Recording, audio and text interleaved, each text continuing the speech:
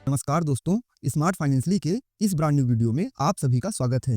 क्या आपको पता है कि जापान में 73% लोग, जर्मनी में 66% लोग और अमेरिका में 57% लोग फाइनेंशियली लिटरेट यानी कि वित्तीय साक्षर हैं। लेकिन भारत में सिर्फ 27% लोग फाइनेंशियली लिटरेट हैं, यानी 100 में से 73 लोग आज भी अपने पैसे को मैनेज करने में असफल हैं। और इसका असर क्या है? लोगों को महंगे लोन मिलते हैं, इन्वेस्टमेंट की जगह गलत जगह पैसा फंसा देते हैं, रिटायरमेंट प्लानिंग तो भूल ही जाइए। आप जरा सोचिए, क्या यही वजह है कि हर साल लाखों भारतीय गलत फाइनेंशियल फैसलों की वजह से बर्बाद हो जाते हैं? क्या यही वजह है कि भारत में रिटायरमेंट के बाद भी लोगों को काम करना पड़ता है, लेकिन वहीं दूसरी तरफ दुनिया के सबसे अमीर और सफल लोग फाइनेंशियल लिटरेसी को अपनी सबसे बड़ी ताकत मानते हैं? तो भारत फाइनेंशियली रूप से इतना पीछे क्यों है? आज हम इसी रात से पर्दा उठाएंगे। क्या है फाइनेंशियल लिटरेसी, क्यों ये भारत में इतनी कम है और कैसे इसे सीख कर आप खुद की इसे बढ़ाने में और आपकी लाइफ पर क्या असर पड़ेगा और आप इसे खुद कैसे सीख सकते हैं और अपने देश की किस्मत बदल सकते हैं। तो इस वीडियो को आखिरी तक देखिए, क्योंकि यह सिर्फ एक वीडियो नहीं बल्कि एक आर्थिक क्रांति की शुरुआत है। तो सबसे पहले बात करते हैं कि फाइनेंशियल लिटरेसी होती क्या है। क्या आपने कभी सोचा है कि कुछ लोग कम कमाकर भी अमीर कैसे बन जाते हैं और कुछ लोग अच्छी इनकम के बावजूद कर्ज में ही क्यों डूबे रहते हैं? फाइनेंशियल लिटरेसी यानी अपने पैसे को सही तरीके से समझना और उसे मैनेज करना है। इसका मतलब है कि आपको पता हो कि आपकी इनकम को कैसे बढ़ाना है, खर्चे को कैसे कंट्रोल करना है, सेविंग्स कैसे करनी है और सबसे जरूरी इन्वेस्टमेंट कहाँ और कैसे करना है। क्या आप फाइनेंशियली लिटरेट हैं? खुद से ये सवाल पूछिए। तो क्या आपको लगता है कि आपके पैसे पर महंगाई यानी कि इन्फ्लेशन कैसे असर डालती है? क्या आपको पता है कि सिर्फ सेविंग करने से पैसा नहीं बढ़ता बल्कि घटता है? क्या आपको अच्छे और बुरे कर्ज यानी कि गुड डेप्ट और बैड डेप्ट का फर्क पता है? क्या आप समझते हैं कि टैक्स सेविंग्स और सही इन्वेस्टमेंट से आप अपनी संपत्ति को बढ़ा सकते हैं? अगर आप इन सवालों में से किसी का जवाब नहीं है तो आपको फाइनेंशियल लिटरेसी की जरूरत है। एक सिंपल एग्जांपल जो आपकी सोच बदल सकता है। तो पहला केस फर्स्ट, बिना फाइनेंशियल लिटरेसी वाला इंसान यानी कि अनपढ़ निवेशक। रवि की सैलरी 30,000 प्रति महीना है। वो हर महीने 5,000 सेविंग अकाउंट में डाल देता है, बाकी के 25,000 से ईएमआई बिल और बाकी के खर्चे पूरे करता है। उसे लगता है कि वो सेविंग कर रहा है, लेकिन वो भूल जाता है कि महंगाई हर साल उसके पैसे की वैल्यू को कम कर रही है। 10 साल बाद भी उसकी सेविंग बहुत कम ग्रोथ करेगी, क्योंकि बैंक का इंटरेस्ट महंगाई से कम होता है। अब केस 2 की बात करिए, जो कि फाइनेंशियल लिटरेट इंसान है, जो कि समझदार निवेशक है। अमित की भी सैलरी 30,000 प्रति महीना है, लेकिन वो हर महीने 5,000 सेविंग अकाउंट में रखने की बजाय म्यूचुअल फंड में एसआईपी में इन्वेस्ट करता है।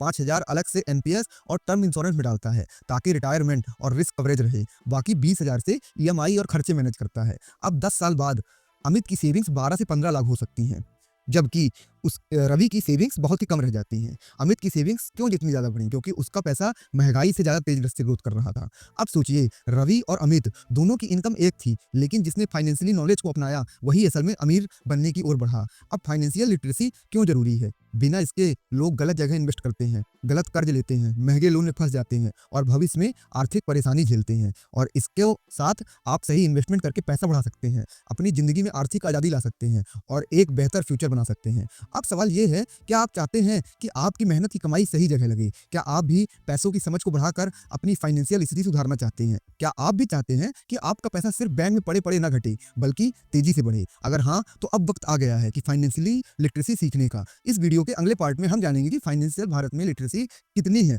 और इतनी कम क्यों है। बने रहिए। तो भारत में फाइनेंशियल लिटरेसी इतनी कम क्यों है? तो पहले इसकी अपन बात करते हैं। तो क्या आप जानते हैं कि एसआईपी के बारे में? क्या आप म्यूचुअल फंड के बारे में जानते हैं? क्या आप डेब्ट म्यूचुअल फंड के बारे में जानते हैं? क्या आपको पता है कि इन्फ्लेशन यानी कि मुद्रास्फीति आपकी सेविंग्स को कैसे खा रहा है? क्या आपको पीपीएफ, एनपीएस और म्यूचुअल फंड का सही मतलब पता है कि कैसे इनमें पोर्टफोलियो बनाया जाता है? लोगों के कंफ्यूज चेहरे आपको बताएंगे कि इनके बारे में कुछ नहीं पता होता। अब बात करते हैं वर्ल्ड की। जापान में 73% लोग फाइनेंशियली लिटरेट यानी समझदारी से पैसे निवेश करते हैं, रिटायरमेंट प्लानिंग करते हैं, सेविंग्स और इन्वेस्टमेंट में बैलेंस रखते हैं। जर्मनी में 66% लोग फाइनेंशियली लिटरेट हैं, जहां बच्चे स्कूल में ही सीख जाते हैं टैक्स कैसे भरना है, कहाँ निवेश करना है। अमेरिका में यही आंकड़ा 57% लोग के पास है, जहां 10 साल का बच्चा स्टॉक्स और रियल एस्टेट के बारे में समझ सकता है। भारत में सिर्फ 27% लोग जानते हैं कि पैसा सिर्फ बनाने के लिए नहीं, बढ़ाने के लिए भी होता है। अब आपको आगे बताता हूँ कि फाइनेंशियल लिटरेसी इतनी कम क्यों है। इसके पीछे है भारत की शिक्षा प्रणाली सबसे बड़ी जिम्मेदार है। भारत में हमें अलजेब्रा, केमिस्ट्री, इतिहास तो पढ़ाया जाता है, लेकिन कैसे पैसे को सही तरीके से मैनेज करें ये कोई नहीं सिखाता। अमेरिका में बच्चों को 8वीं क्लास में ही टैक्स, इन्वेस्टमेंट, रिटायरमेंट प्लानिंग सिखाई जाती है। जर्मनी में स्कूल में ही फाइनेंशियल गेम्स होते हैं, जिससे बच्चे में इन्वेस्टमेंट और सेविंग की समझ डेवलप होती है। भारत में हम 12वीं पास करके भी नहीं जानते कि बैंक में एफडी करना फायदे का सौदा है या घाटे का। अब आगे बात करते हैं भारत में बचत पर जोर लेकिन इन्वेस्टमेंट की जानकारी नहीं दी जाती। एक मिडिल क्लास आदमी की कहानी सुनिए। रवि कुमार 45 साल की सरकारी नौकरी, हमेशा सिखाया गया पैसे बचाओ, फालतू खर्च मत करो। उन्होंने अपनी पूरी जिंदगी एफडी, पीपीएफ और बैंक सेविंग्स में पैसे रखे, लेकिन जब उन्होंने रिटायरमेंट के समय अपने पैसे के मूल्य को देखा और महंगाई की वजह से, तो उनका पैसा आधा हो चुका था। अब यहाँ पे रियलिटी चेक देखिए, अगर 1990 में आपने बैंक एफडी में 1 लाख रुपए रखे होते तो आज वे 10 से 12 लाख होते, लेकिन अगर आपने वही पैसा निफ्टी 50 इंडेक्स फंड में लगाया होता तो आज वो 1 करोड़ से ज़्यादा का होता। हमें हमेशा यह सिखाया जाता है कि बचत से अमीर बन सकते हैं, लेकिन हकीकत ये है कि बचत से नहीं, सही इन्वेस्टमेंट से लोग अमीर बनते हैं। अब आगे बढ़ते हैं, गलत इन्वेस्टमेंट और धोखाधड़ी की वजह से डर। भारत में लोग इन्वेस्टमेंट करने से डरते क्यों हैं? पहला, चिट फंड कंपनियां और फ्रॉड स्कीम, जहां लोगों को 2x 3x रिटर्न का लालच दिया जाता है, लेकिन अंत में पैसा डूब जाता है। गलत इन्वेस्टमेंट एडवाइस, सोशल मीडिया पर बिना रिसर्च के शेयर खरीदने की सलाह जो लोगों के पैसे को डुबो देती है। बैंक और एजेंट्स की मिसगाइडेंस, लोग LIC, PPF जैसी स्कीम में सारा पैसा डाल देते हैं बिना यह जाने कि वहां से रिटर्न बहुत कम मिलेगा। अब महंगाई का असली असर समझिए, जो आपकी गाढ़ी कमाई को कैसे खत्म करता है। इमेजिन करो, 1995 में तुम्हारे दादाजी ने 1 लाख रुपए एफडी में रखे थे। उस वक्त 1 लाख रुपए बहुत बड़ी रकम थी। इससे एक छोटा सा घर खरीद सकते थे, गाड़ी ले सकते थे, बच्चों की पढ़ाई आराम से हो सकती थी। अब 2025 में वही 1 लाख रुपए सिर्फ 4 से 5 लाख रुपए बन पाए। एफडी में पैसा बढ़ा जरूर, लेकिन सवाल ये है, क्या आज 5 लाख रुपए से वही चीजें खरीद सकते हो जो 1995 में 1 लाख में मिलती थी? अब महंगाई का असर देखो, यहाँ पे आप सामान देखिए, 1995 की कीमत देखिए और 2025 की अनुमानित कीमत देखिए। चाय 1 कप उस समय 1 रुपए, अब वर्तमान 20 रुपए। पेट्रोल 1 लीटर उस समय 17 रुपए, आज 120 रुपए। गोल्ड एक 10 ग्राम का उस समय था 4600 रुपए पर 10 ग्राम, और इस समय है, ये तो पुराना आंकड़ा है, अभी तो 90,000 के समथिंग पहुंच चुका है। घर 2 BHK यहाँ पे 5 लाख, अब सिटी के हिसाब से 80 लाख और 1 करोड़ के समथिंग होगा। अब असली सवाल, एफडी में रखा पैसा बढ़ा या घटा? आप कमेंट करके बताइएगा। बैंक एफडी में 30 साल में पैसा 4 से 5 गुना किया, लेकिन चीज़ों की कीमतें 20 गुना से ज़्यादा बढ़ गई। मतलब तुम्हारे पैसे की असली ताकत यानी कि परचेसिंग पावर घट गई। महंगाई असल में है क्या? अब इसकी बात करते हैं। तो महंगाई का मतलब है कि हर साल पैसे की वैल्यू कम होती जाती है। अगर महंगाई 7% है और बैंक एफडी 6% दे रहा है, तो तुम हर साल असल में 1% का नुकसान झेल रहे हो। समझ में आया? एग्जाम्पल, अगर आज के 100 की वैल्यू 10 साल बाद सिर्फ 50 रह जाए, तो क्या ये सही होगा? नहीं, लेकिन यही महंगाई करती है, तुम्हारे पैसे को चुपचाप चोरी करती है। तो इसका सलूशन क्या है और इससे कैसे बचें? सिर्फ सेविंग्स नहीं, इन्वेस्टमेंट जरूरी है। सिर्फ एसेट में पैसा लगाओ जो महंगाई को मात दे सके। Stock market, mutual fund, real estate, gold, NPS जैसे ऑप्शन को समझो। अब एक एग्जाम्पल के थ्रू समझो, अगर 1995 में 1 लाख रुपए निफ्टी 50 इंडेक्स में लगाए होते तो आज 1 करोड़ से ज्यादा होते। मतलब महंगाई बढ़ी लेकिन तुम्हारा पैसा भी बढ़ा। अब आप खुद सोचो, क्या तुम्हारे माता पिता की बचाई हुई रकम आज के जमाने में पर्याप्त है? क्या तुम चाहते हो कि तुम्हारे पैसे की वैल्यू हर साल कम होती जाए? क्या सिर्फ बैंक एफडी और सेविंग अकाउंट में पैसे रखकर अमीर बना जा सकता है? अगर जवाब नहीं है, तो अब तुम्हें समझना होगा, इन्वेस्टमेंट सिर्फ एक ऑप्शन नहीं बल्कि एक जरूरत है। क्योंकि अगर तुम्हारे पैसे की ग्रोथ महंगाई से तेज नहीं, तो असल में तुम हर साल गरीब हो रहे हो। अब डिसीजन तुम्हारे हाथ में है, पैसा बढ़ाना है या उसे धीरे धीरे घटते देखना है। अब फिर की बात करते हैं, क्रेडिट कार्ड और लोन का गलत इस्तेमाल, एक जो अनदेखा खतरा है जो आपके भविष्य को गुलामी बना देता है। क्रेडिट कार्ड आज के ज़माने में एक जरूरी सुविधा है, लेकिन अगर इसका सही इस्तेमाल न किया जाए तो यह आपके लिए एक खतरनाक जाल बन सकता है। लोग इसे फ्री मनी समझकर खर्च तो कर देते हैं, लेकिन जब भारी भरकम ब्याज और पेनल्टी लगती है तब एहसास होता है कि असली कीमत कितनी ज़्यादा होती है। पहली बात करते हैं, credit card equal to free money नहीं है, सबसे यह महंगा लोन है। एग्जाम्पल से समझिए, फ्री खर्च का भ्रम। रवि को नया मोबाइल चाहिए था, जेब में कैश नहीं था, लेकिन क्रेडिट कार्ड से खरीद लिया। 50,000 का फोन खरीदा, लेकिन जब 1 महीने में पूरा बिल नहीं चुका पाया तो बैंक ने 36 से 42% सालाना ब्याज जोड़ना शुरू कर दिया। 6 महीनों बाद उसे 50,000 के फोन की कीमत 65,000 हो चुकी थी। एक और एग्जाम्पल समझिए, मिनिमम पेमेंट के झांसा। कई लोग सोचते हैं कि सिर्फ मिनिमम पेमेंट करने से सब सही रहेगा, लेकिन यह सबसे बड़ा धोखा है। अगर आपका क्रेडिट कार्ड बिल 1 लाख है और आपने सिर्फ 5,000 का मिनिमम पेमेंट किया है, तो बाकी बचे 95,000 पर हर महीने 3 से 3.5% तक ब्याज लगेगा। इसका मतलब साल भर में यह 1,30,000 से ज्यादा हो जाएगा।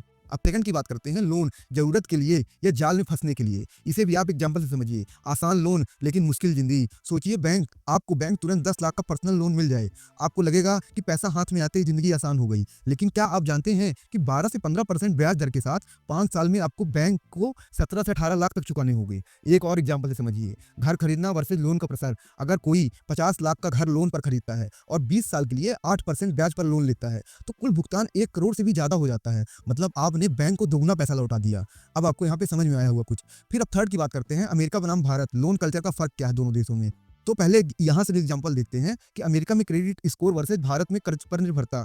अमेरिका में लोग क्रेडिट स्कोर को गंभीरता से लेते हैं और जरूरत से ज्यादा कर्ज लेने से बचते हैं। भारत में कई लोग बिना सोचे समझे क्रेडिट कार्ड और पर्सनल लोन ले लेते हैं, फिर ब्याज के बोझ में दब जाते हैं। अगर भारत में लोग सही फाइनेंशियल लिटरेसी सीख जाएं तो वे बिना कर्ज के भी अपनी लाइफ स्टाइल सुधार सकते हैं। अब इसका समाधान समझिए। क्रेडिट कार्ड और लोन को कैसे समझदारी से मैनेज करें। क्रेडिट कार्ड से सिर्फ उतना ही खर्च करें जितना महीने के अंत तक चुका सकें। मिनिमम पेमेंट के झांसे में ना आए, पूरा बिल चुकाएं। इमरजेंसी के लिए इमरजेंसी फंड बनाएं। लोन पर निर्भर ना रहें। अगर लोन लेना भी पड़े तो ब्याज दर और टर्म्स अच्छे से समझें। बजट बनाएं और अपनी इनकम को 20 से 30% बचत और इन्वेस्टमेंट में लगाएं। क्रेडिट कार्ड और लोन आपके लिए वरदान भी हो सकते हैं और अभिशाप भी। यह इस बात पर निर्भर करता है कि आप सही तरीके से इसका इस्तेमाल करते हैं या नहीं। अगर आप सही फाइनेंशियल नॉलेज रखते हैं तो पैसा आपका गुलाम बनेगा, वरना आप पैसे के गुलाम बन जाएंगे। तो दोस्तों, फाइनेंशियल लिटरेसी इतनी कम क्यों होती है, आपको समझ में आया होगा। पहला कारण शिक्षा प्रणाली में इसकी कमी, दूसरा बचत को निवेश से ज्यादा महत्व देना, तीसरा गलत इन्वेस्टमेंट और धोखाधड़ी से डर, चौथा महंगाई की सही जानकारी न होना। तो अब सवाल यह उठता है कि अगर फाइनेंशियल लिटरेसी इतनी जरूरी है तो इसे कैसे बढ़ाया जाए और इससे आम लोगों की जिंदगी पर क्या असर होगा। तो इसको आगे डिस्कस करते हैं। तो फाइनेंशियल लिटरेसी बढ़ने से आपकी लाइफ पर क्या असर पड़ेगा। अब सोचिए, अगर हर भारतीय को पैसों का सही ज्ञान हो तो क्या होगा। क्या हम सिर्फ नौकरी करने वाले देश बने रहेंगे या एक निवेश करने वाला देश भी बन जाएंगे। अगर भारत की 50% आबादी भी समझदारी से पैसा बचाना और इन्वेस्टमेंट करना शुरू कर दे तो हमारी इकोनॉमी कहाँ पहुंच सकती है। साथ में जो हमारे यहाँ गरीब वर्ग है वो मिडिल क्लास से भी ऊपर आ सकते हैं। अगर यह सबको पता चल जाए तो भारत में जो गरीबी है, जो सरकार का टारगेट है, वह आसानी से दूर हो जाए, क्योंकि लोग अपने पैसे को बढ़ाना सीख जाएंगे। तो अब बात करते हैं, लोग आर्थिक रूप से स्वतंत्र होंगे। आज भारत में करोड़ों लोग सैलरी आने से कुछ ही दिनों में कंगाल हो जाते हैं, लेकिन फाइनेंशियल लिटरेसी बढ़ने से यह चक्र टूट जाएगा। एग्जाम्पल से समझिए। दो दोस्त अमित और रोहन। अमित अपनी सैलरी को सही से मैनेज करता है, 30% सेविंग्स, 20% इन्वेस्टमेंट और 50% खर्चे के लिए रखता है। वहीं रोहन हर महीने पूरा पैसा खर्च कर देता है और क्रेडिट कार्ड के ब्याज में फंस जाता है। 10 साल बाद अमित के पास खुद का घर, कार और अच्छा बैंक बैलेंस है, जबकि रोहन अब भी लोन चुकाने में फंसा हुआ है। अब एक और एग्जांपल से समझिए, इमरजेंसी फंड का महत्व। अगर किसी की अचानक नौकरी चली जाए तो क्या वे 6 महीने तक बिना किसी दिक्कत के जी सकता है। एक फाइनेंशियली लिटरेट व्यक्ति के पास हमेशा 6 से 12 महीने का इमरजेंसी फंड होगा तो वह आराम से जी सकता है। अब दूसरी बात करते हैं सेकंड की। बड़ी संख्या में लोग इन्वेस्टमेंट करेंगे। आज भारत में सिर्फ 8 से 10% लोग ही स्टॉक मार्केट में निवेश करते हैं, जबकि अमेरिका में यह आंकड़ा 55% से ज्यादा है। एग्जाम्पल से समझिए। अमेरिका बनाम भारत की इन्वेस्टमेंट आते हैं। अमेरिका में 16 से 18 साल के बच्चे भी स्टॉक मार्केट और म्यूचुअल फंड में पैसा लगाने सीखते हैं। वहाँ के बच्चे भी कंपाउंडिंग को समझते हैं, कंपाउंडिंग का जादू, तब जिसको अल्बर्ट आइंस्टाइन ने दुनिया का 8वां अजूबा कहा था। अब यहाँ पे भारत में ऐसी स्थिति नहीं है। वहीं भारत में 30 से 35 की उम्र के बाद भी लोग निवेश के बारे में सोचते हैं, तब तक कीमती समय निकल चुका होता है। और स्टॉक मार्केट में तो बहुत लोग आते ही नहीं, इसे जुआ सट्टा का अड्डा समझते हैं। एक और एग्जाम्पल से समझिए। America bank FD versus equity investment. अगर कोई 25 साल की उम्र में हर महीने 5000 एसआईपी में लगाए तो 35 साल में वो 2 करोड़ से ज्यादा का फंड बना सकता है। लेकिन वही पैसा बैंक एफडी में डालने में मुश्किल से 50 से 60 लाख ही बनेंगे। अगर भारत की 50% आबादी भी इन्वेस्टमेंट करना सीख जाए तो शेयर मार्केट, कंपनियां और इकोनॉमी तेजी से ग्रो करेंगे। फिर थर्ड की बात करते हैं, रिटायरमेंट प्लानिंग बेहतर होगी। आज 80% भारतीयों के पास रिटायरमेंट के लिए कोई ठोस प्लानिंग नहीं है, सिर्फ ईपीएफ और पेंशन पर निर्भर रहते हैं, जो बढ़ती महंगाई के आगे नाकाफी है। एग्जाम्पल से समझिए। 60 साल की उम्र में आर्थिक तनाव। कल्पना कीजिए 60 के बाद आपको हर महीने खर्च के लिए किस पर निर्भर रहना पड़े, कितना मुश्किल होगा। इसीलिए हमने अपने चैनल में SWP से आप कैसे मंथली इनकम निकाल सकते हैं, आपको रिटायरमेंट वालों के लिए आप उसे जाके विजिट कर सकते हैं। अब एग्जांपल दूसरा समझिए। 30 साल की उम्र से शुरू की गई एसआईपी वर्सेस 45 साल की उम्र में शुरू की गई एसआईपी। अगर 30 की उम्र में 5000 की एसआईपी शुरू करें तो 60 की उम्र तक 7 से 8 करोड़ का फंड तैयार हो सकता है। लेकिन अगर 45 की उम्र में यही एसआईपी शुरू करें तो 60 साल की उम्र तक मुश्किल से 1-2 करोड़ ही बन पाएंगे। तो आपको ये ध्यान रखना होगा। लेकिन अब यहाँ पे आगे समझिए। रिटायरमेंट प्लानिंग जितनी जल्दी शुरू होगी उतना ही आर्थिक रूप से सुरक्षित भविष्य मिलेगा। अब भारत एक आर्थिक महाशक्ति बनेगा। फाइनेंशियल लिटरेसी सिर्फ आपकी नहीं बल्कि पूरे देश की ग्रोथ के लिए जरूरी है। एग्जांपल समझिए। चीन और वर्सेज अमेरिका की ग्रोथ वर्सेज भारत। चीन और अमेरिका में जीडीपी इसलिए तेजी से बढ़ी क्योंकि वहां के लोग ने बिजनेस, इन्वेस्टमेंट और सेविंग को प्राथमिकता दी। भारत में अगर 140 करोड़ की आबादी में से 70 करोड़ लोग सही इन्वेस्टमेंट और बिजनेस को अपनाएं तो हमारी जीडीपी से भी आगे निकल सकती है। हमारी जीडीपी अमेरिका से भी आगे निकल सकती है। एग्जाम्पल समझिए। स्टार्टअप कल्चर और बिजनेस ग्रोथ। अगर ज्यादा लोग इन्वेस्टमेंट और पैसों को सही समझ रखते हैं तो नए स्टार्टअप को आसानी से फंडिंग मिलेगी, छोटे व्यापारी बड़ा बिजनेस बना पाएंगे और भारत आर्थिक इंजन और तेजी से दौड़ेगा और वर्ल्ड में इकोनॉमी में पहले नंबर में आ सकता है। फाइनेंशियल लिटरेसी सिर्फ एक स्किल नहीं बल्कि आपकी जिंदगी का सबसे जरूरी जरूरी ज्ञान है। अगर आपको अपने पैसों पर कंट्रोल चाहिए, अगर आपको फाइनेंशियल फ्रीडम चाहिए, तो अब से ही सही फाइनेंशियल नॉलेज लेना शुरू कीजिए। सीखो, सेव करो, इन्वेस्ट करो, तभी बनेगा फाइनेंशियल फ्री इंडिया। अब नेक्स्ट बात करते हैं कि कैसे बने फाइनेंशियली लिटरेट। अब सवाल ये उठता है कि अगर फाइनेंशियल लिटरेसी इतनी जरूरी है तो इसे सीखे कैसे? क्या हमें इसके लिए किसी कॉलेज या डिग्री की जरूरत है? बिल्कुल नहीं। सही आदतें, सही नॉलेज और थोड़ी समझदारी आपको एक फाइनेंशियली लिटरेट इंसान बना सकती है। तो सबसे पहले बात करते हैं कि पैसे का सही मैनेजमेंट कैसे सीखें। देखिए एक एग्जांपल से समझिए। Income minus expense equal to savings जो लोग अपनाते हैं, लेकिन ये सही नहीं है। आपको income minus savings equal to expense यह होना चाहिए, इसे अपनाना चाहिए। अधिकतर लोग अपनी इनकम से पहले खर्च निकालते हैं, जो बचता है उसे सेविंग्स मान लेते हैं, लेकिन असल में पहले सेविंग्स निकालनी चाहिए और जो बचे उसे खर्च मानना चाहिए। रूल समझिए, अपनी इनकम का कम से कम 20 से 30% सेविंग और इन्वेस्टमेंट के लिए रखें। फिर बजट बनाएं, महीने का खर्च लिखें और देखें कि गैर जरूरी चीजों पर कितना खर्च हो रहा है।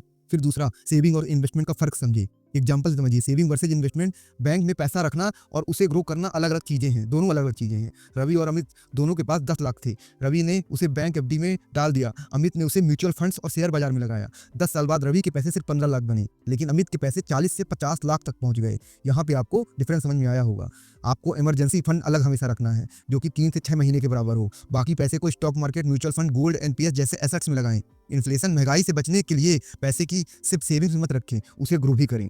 थर्ड, सही तरीके से लोन और क्रेडिट कार्ड का इस्तेमाल करें। क्या यहाँ पे एक एग्जांपल है, ईएमआई और ब्याज के जाल में आपको नहीं फंसना है। क्या आपको पता है कि 10 लाख का लोन अगर आप 10% ब्याज पर 20 साल के लिए लेते हैं तो बैंक को लगभग 24 लाख चुकाने पड़ते हैं।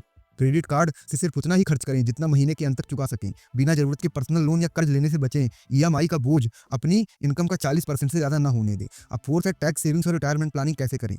तो रिटायरमेंट आज की प्लानिंग से रिटायरमेंट के बाद की आपकी टेंशन खत्म हो जाती है। भारत में 90% लोग रिटायरमेंट प्लानिंग को नजरअंदाज कर देते हैं और बाद में पैसों की तंगी झेलते हैं।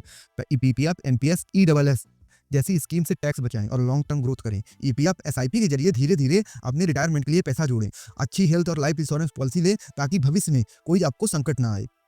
फिर इसके आगे बढ़ते हैं कि खुद को अपडेट रखें। फाइनेंशियल एजुकेशन ले। एग्जाम्पल समझिए, यह स्कूल में नहीं सिखाया जाता, लेकिन खुद से सीख सकते हैं आप। कैसे? क्या आपने कभी सोचा है कि स्कूल में हमें टेक्नोमेट्री सिखाई जाती है, लेकिन पैसे संभालना क्यों नहीं सिखाया जाता?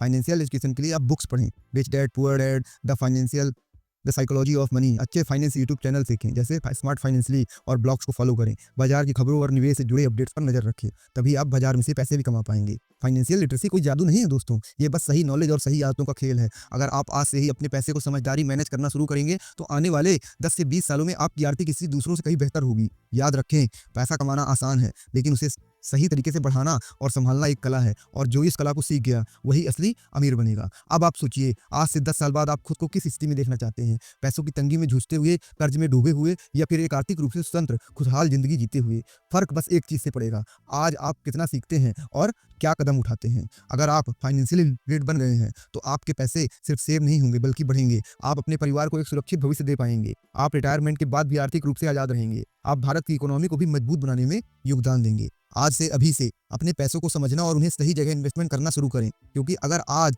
आप नहीं सीखेंगे तो आने वाले सालों में यही गलती आपको भारी पड़ सकती है। याद रखिए, पैसे कमाना हर कोई सीख लेता है, लेकिन उसे सही तरीके से मैनेज करना और बढ़ाना वही सीखता है जो फाइनेंशियली लिटरेट होता है। इस वीडियो को यहीं पे मत छोड़िए, सीखें, अमल करें और इसे अपने दोस्तों और परिवार के साथ जरूर शेयर करें, ताकि हर कोई इस जरूरी नॉलेज से वंचित ना रहे।